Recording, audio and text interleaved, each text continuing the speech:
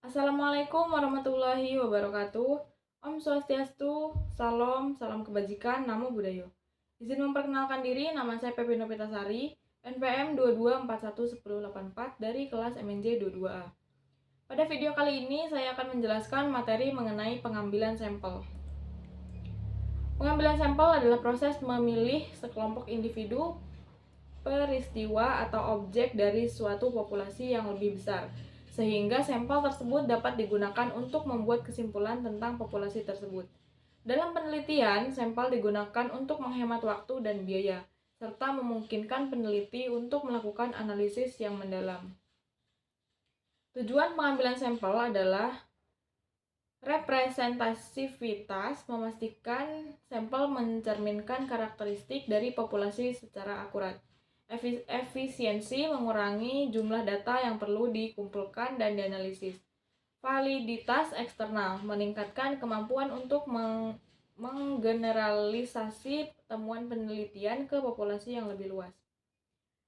Sampel terbagi menjadi dua, yaitu sampel probabilitas dan sampel non-probabilitas. Setiap anggota populasi memiliki peluang yang sama untuk dipilih sebagai sampel. Metode ini lebih cenderung menghasilkan sampel yang representatif. Yang pertama yaitu sampel acak sederhana atau simple random sampling. Setiap anggota populasi memiliki peluang yang sama untuk dipilih. Contoh, mengundi nama-nama dari sebuah topi. Yang kedua, sampel sistematis atau systematic sampling.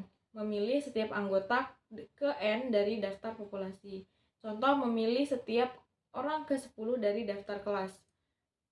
Yang ketiga, sampel bertingkat, yaitu populasi dibagi menjadi strata atau subkelompok, kemudian sampel diambil dari setiap strata. Contoh, memilih sampel dari setiap kelas sekolah, kelas 1, kelas 2, kelas 3, dan seterusnya. Yang keempat, sampel klaster.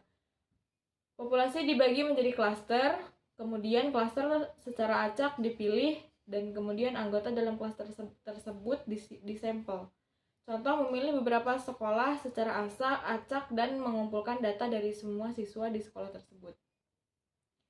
Sampel non-probabilitas. Tidak semua anggota populasi memiliki peluang yang sama untuk dipilih. Metode ini digunakan ketika probabilitas tidak memungkinkan atau tidak praktis.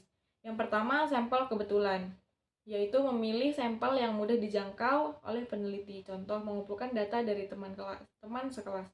Yang kedua, sampel berujung, yaitu peneliti memilih sampel berdasarkan penilaian atau kriteria tertentu. Contoh, memilih responden yang dianggap ahli dalam bidang tertentu. Yang ketiga, sampel kuota, yaitu menentukan kuota tertentu untuk subkelompok dalam populasi dan memilih sampel hingga kuota tersebut terpenuhi. Contoh, memilih 50 responden laki-laki dan 50 responden perempuan. Yang keempat, sampel bola salju, meminta partisipan awal untuk merekomendasikan partisipan lain. Contoh, meneliti komunitas tertutup atau sulit dijangkau.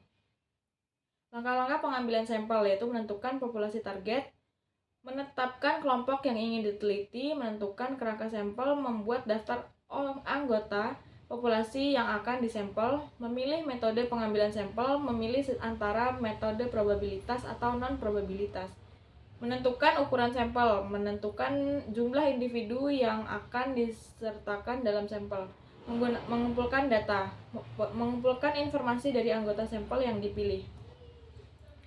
Sekian materi yang dapat saya sampaikan, semoga bermanfaat. Saya akhiri. Wassalamualaikum warahmatullahi wabarakatuh.